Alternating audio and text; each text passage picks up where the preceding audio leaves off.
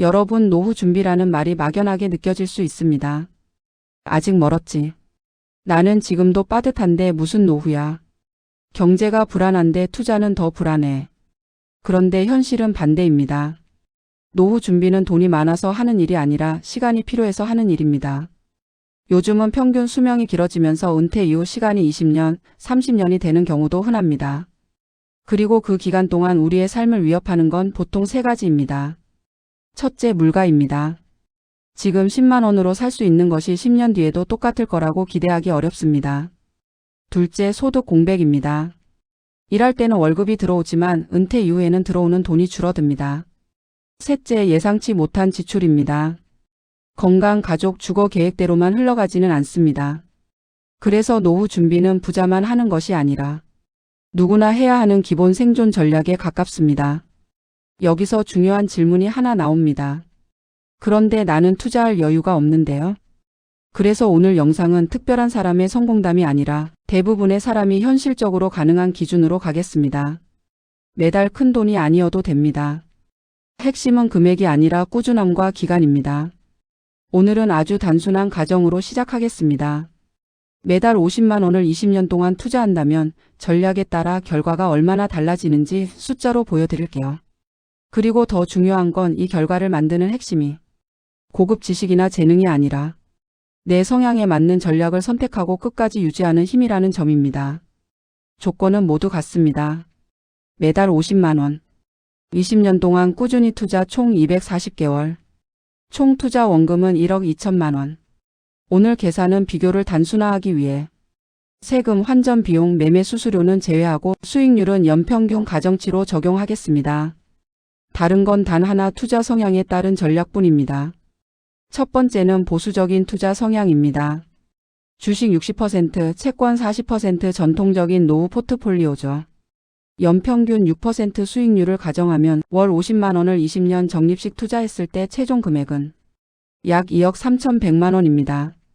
총 원금 1억 2천만 원 대비 수익은 약 1억 1,100만 원 수준입니다. 이 전략의 장점은 명확합니다. 큰 하락이 와도 충격이 상대적으로 덜하고 심리적으로 전략을 유지하기 쉽습니다. 대신 자산 증가 속도는 완만합니다. 노후 자산이 흔들리지 않는 게 가장 중요하다는 분들에게 적합합니다. 두 번째는 중간 성향, 나스닥 100 지수에 100% 적립식 투자하는 경우입니다.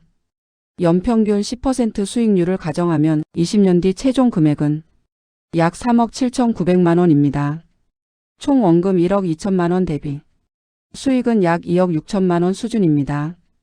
보수적인 전략과 비교하면 같은 돈 같은 시간인데도 결과는 1억 4천만 원 이상 차이가 납니다.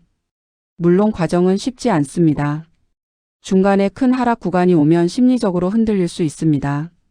하지만 적립식으로 유지했다면 그 하락 구간이 오히려 매입 단가를 낮춰 장기 성과에 기여할 수 있습니다. 변동성은 감당할 수 있지만 레버리지는 부담스럽다는 분들에게 현실적인 선택입니다. 마지막은 공격적인 투자 성향입니다. 나스닥 100 200 레버리지 ETF QLD를 적립식으로 20년 투자하는 경우입니다. 연평균 14% 수익률을 가정하면 20년 뒤 최종 금액은 약 6억 5,100만 원입니다. 총 원금 1억 2천만 원 대비 수익은 약 5억 3,100만 원 수준입니다. 다만 이 숫자에는 아주 중요한 전제가 하나 있습니다. 레버리지는 상승도 크지만 하락도 큽니다. 중간에 큰 하락을 겪어도 전략을 유지할 수 있었을 때만 의미가 있습니다. 이 전략은 수익률보다 멘탈과 규칙 준수가 더 중요한 전략입니다. 정리해 보겠습니다. 월 50만 원 20년 수익률 가정. 주식 6채권 4연 6% 약 2.31억. 나스닥 100 연 10% 약 3.80억. QLD 연 14% 약 6.51억. 총 투자 원금은 모두 1억 2천만 원으로 갔습니다. 차이를 만든 건 시간과 복리 그리고 변동성을 받아들이는 정도였습니다. 오늘 이야기의 핵심은 이것입니다.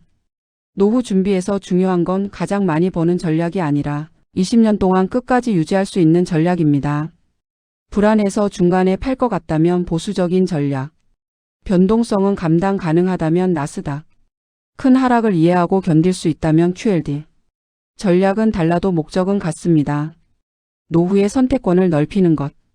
다음 영상에서는 같은 전략이라도 하락장이 왔을 때 자산이 어떻게 흔들리는지 그리고 그때 무엇을 해야 하는지를 실제 숫자로 보여드리겠습니다.